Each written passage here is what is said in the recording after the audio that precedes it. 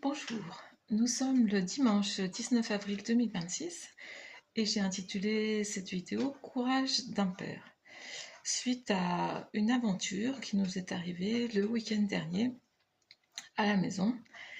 Et voilà, je vais vous raconter un peu cette histoire, un peu sympathique et triste aussi en même temps.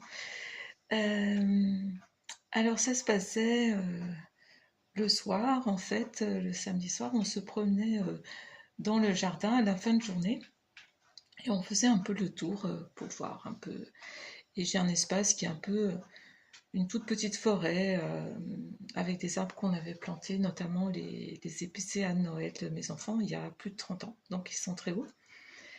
Et donc nous passions dans cette petite allée et le chat nous précédait.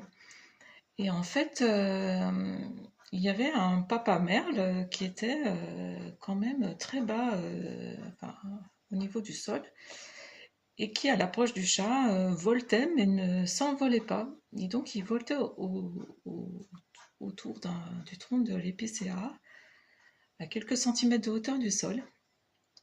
Et chaque fois que le chat approchait, en fait, on voyait une espèce d'excitation qui ne voulait pas s'envoler.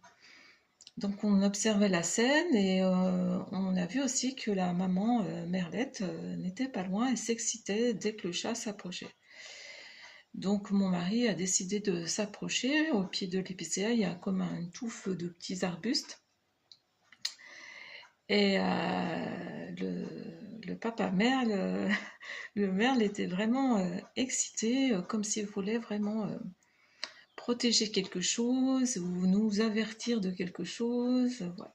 Et mon mari s'est approché et on a découvert un bébé merle qui était tombé du nid. Déjà un peu gros, mais pas avec la force de voler et avec une patte abîmée. Donc nous l'avons recueilli, on sentait toujours ce papa qui était vraiment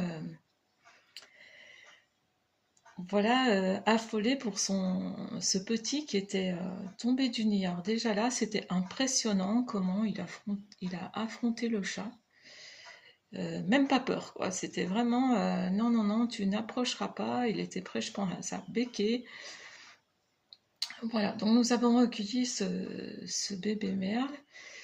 Nous l'avons installé dans un carton et la Ligue de protection des oiseaux étant fermée, enfin, on ne pouvait pas les joindre puisque c'était le week-end.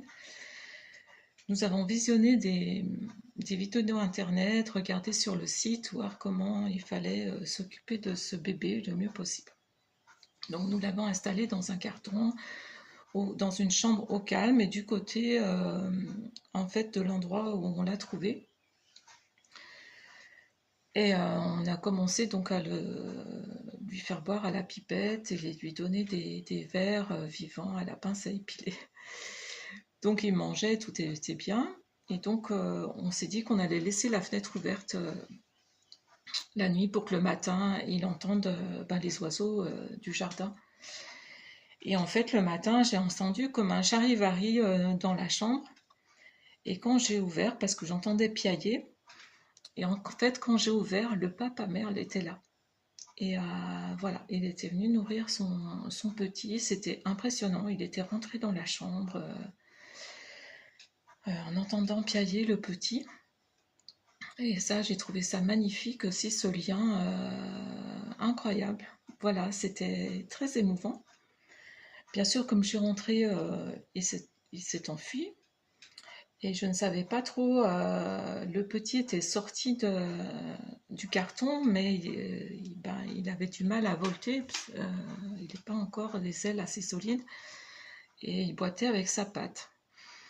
Donc on ne savait pas trop quoi faire, et en regardant des vidéos, on s'est aperçu que des gens mettaient dans une cage des petits tombés du nid comme ça, et on l'installait à l'extérieur, et les parents venaient nourrir le petit. Donc j'ai regardé rapidement sur Boncoin, et j'ai trouvé sur ma commune un jeune qui vendait une cage pas trop chère, et on a installé le petit, on a trouvé aussi un vieux nid pour qu'il soit aussi tranquille. D'ailleurs, il s'installait dessus quand même, on voyait que qu'il était bien dans ce nid. Donc on a mis de la terre, des feuilles mortes pour qu'il ait quand même un environnement comme à l'extérieur. Et on l'a installé sur la fenêtre, voilà. Et en effet, les parents venaient à tour de rôle avec des verres, mais on avait l'impression que c'était difficile que le petit se nourrisse. Il avait du mal à se mettre au bord de la cage, etc. Donc on le nourrissait aussi. Et c'était vraiment... et surtout le père. Franchement, le père était vraiment là constamment, constamment, constamment. Donc nous, on l'observait, mais vraiment de loin, pour pas les déranger. Et la nuit s'annonçait très froide, on a mis une couverture, un carton pour isoler un peu la cage. Et le matin, on a découvert pour que les parents puissent à nouveau le nourrir. Et donc j'allais dans la matinée appeler la Ligue de protection des oiseaux pour savoir si on devait leur amener.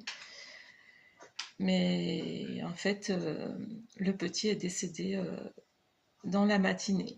Vraiment, on était très tristes parce qu'on avait tout mis en œuvre.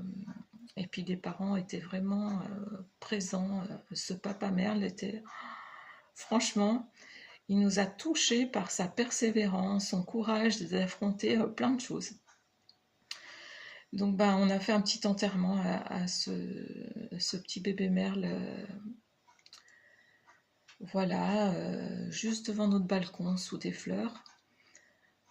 On pense que de toute façon, avec la patte qu'il avait complètement abîmée, comme dit mon mari, il aurait certainement eu du mal à gratter le sol pour trouver de la nourriture en étant adulte. Et on ne savait pas si cette patte était réparable. En tout cas, voilà, on n'a pas pu l'amener lundi matin à la Ligue de protection des oiseaux. J'étais passée chez un vétérinaire qui m'avait dit qu'elle se sentait pas, eux, de le soigner. Donc voilà, c'était triste, mais on a vécu aussi quelque chose de très beau dans ce lien du papa merle avec son petit. C'était vraiment impressionnant. Cette volonté vraiment de le... Alors je ne sais pas s'il y avait d'autres bébés merles, parce que le nid était certainement très haut ou un endroit qu'on n'a pas trouvé. Mais en tout cas, il se préoccupait de cet oisillon tombé du nid. Voilà, c'était... Je voulais vous partager cette histoire émouvante de ce lien. Voilà, on voit souvent hein, des vidéos d'animaux qui s'occupent de bébés, même d'autres espèces que la leur. Et là, on avait vraiment sous nos yeux ce lien. C'était voilà, un moment quand même émouvant, même si c'est toujours triste. Voilà, mais c'est un peu aussi la loi de la nature.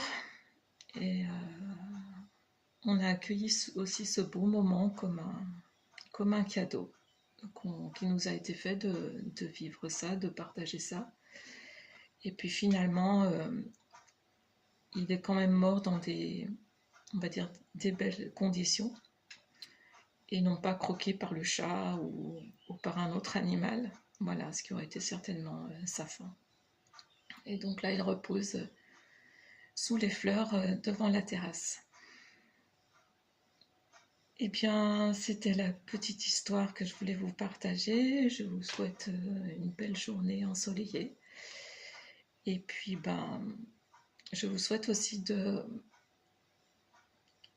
continuer à observer avec émerveillement la nature et de tout ce qu'elle nous offre comme instant à vivre. Je vous remercie de votre écoute, de votre bienveillance et une prochaine vidéo, peut-être bientôt. Voilà, avec toute ma gratitude. Bonne journée, au revoir.